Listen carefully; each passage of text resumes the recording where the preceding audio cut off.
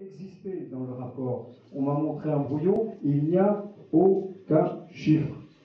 Donc ce dossier, pour moi, n'est pas acceptable et je voudrais savoir pourquoi il a été accepté sans aucun chiffre. Alors, on va répondre, je suppose que quelqu'un peut répondre à ça. Mais attends, on va peut-être prendre une autre question aussi en même temps. Dans le fond, il y a quelqu'un qui a levé la main. Oui, donc on n'a pas eu la réponse. Combien ça coûte la réglisse? Ça, c'est le démantèlement. Et puis le stockage. Qu'est-ce qu'on va en faire? Et je voudrais surtout rappeler par rapport à l'exposé merveilleux d'EDF que nous venons d'écouter, je voudrais insister sur le problème des personnels qui vont faire le démantèlement. Et ce qui serait infiniment souhaitable, c'est que la CLI puisse avoir une idée de ce qui se passe réellement sur le terrain pour les personnels.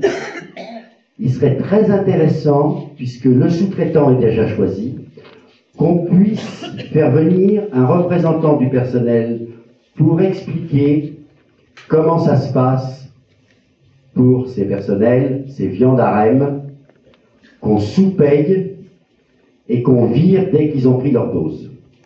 Et ça, c'est une partie importante parce que ça concerne l'humain et c'est un élément qui devrait être pris en compte beaucoup plus qu'il n'est par rapport à la dangerosité de ce démantèlement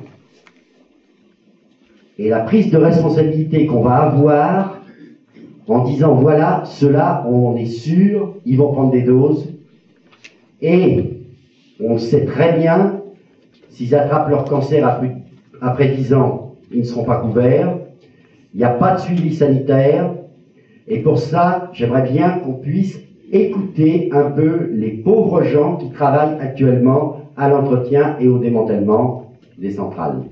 Merci. Bon, alors, quelques éléments de réponse sur ce sujet-là. Sylvie va poser. Ça fait quand même 25 ans que je travaille à la centrale et quand j'entends des aberrations comme ça, on est suivi médicalement, exactement comme les agents EDF. Est-ce que vous travaillez au démantèlement de la centrale? Non, mais j'ai des collègues qui travaillent à la déconstruction. Je voulais que vous les fassiez venir pour expliquer comment ça se passe. D'accord, ils viendraient sans problème. La composition de la CLI, je l'ai rappelé tout à l'heure. On ne vient pas travailler dans une centrale pour mourir. Je voudrais rappeler la composition de la CLI que j'ai indiquée tout à l'heure. Outre les élus locaux, qu'on peut juger irresponsables si on veut, l'organisation syndicale qui, pratiquement à chaque fois, sont intervenues sur la question des travailleurs des centrales. Je pense que si, par hasard, sur les 43 membres, il y en avait 38 qui n'étaient pas attentifs à cette question-là, les 5 représentants des organisations syndicales, ils seraient sans doute attentifs et attirer notre attention là-dessus. Alors, qui souhaitait... Monsieur?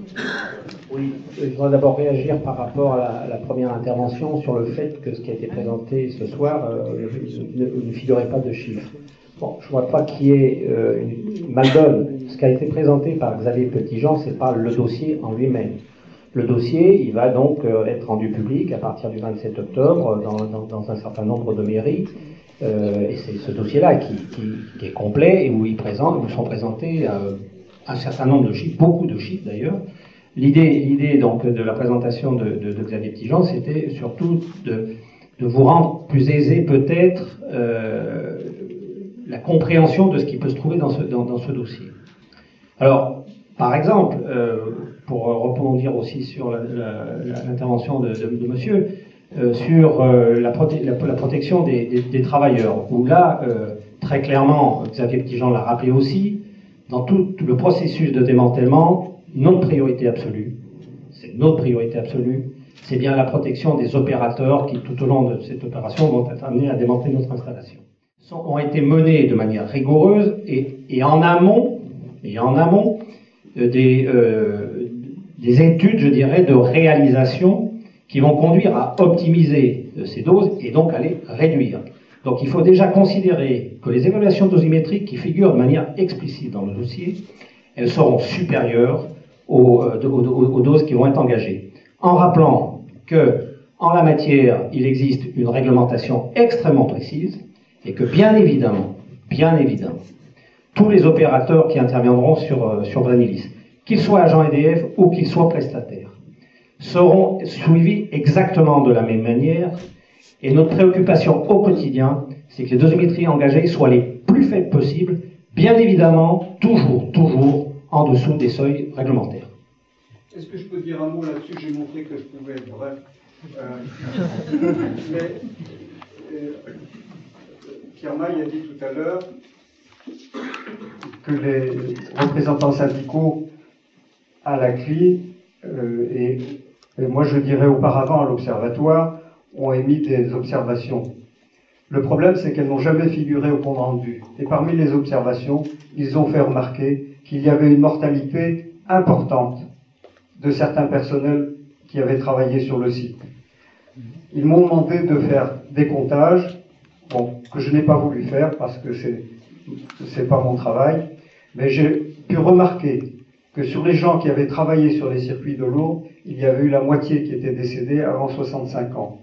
Et j'ai pu remarquer que dans les gens qui avaient travaillé à l'intérieur du réacteur, la mortalité était double de celle qui était à l'extérieur, de ceux qui faisaient la paye ou qui faisaient les travaux à l'extérieur. Donc, il y a des effets. Nous travaillions tous, monsieur, dans les normes, avec des moyennes qui étaient faibles. Nous avions le même taux d'accident de travail que les banques. Et donc, ça répondait à ce que vous venez de dire. Il n'empêche que les collègues sont décédés avant 65 ans. Donc, aucune étude épidémiologique n'a été faite parce qu'il n'y a pas eu de plainte. Donc vous trichez. On vous demande de tricher. Je ne mets pas en cause la personne. Et il faut arrêter. Et les élus doivent prendre en compte ce genre de données parce qu'ils sont aussi mis en cause parce qu'ils acceptent cette tricherie.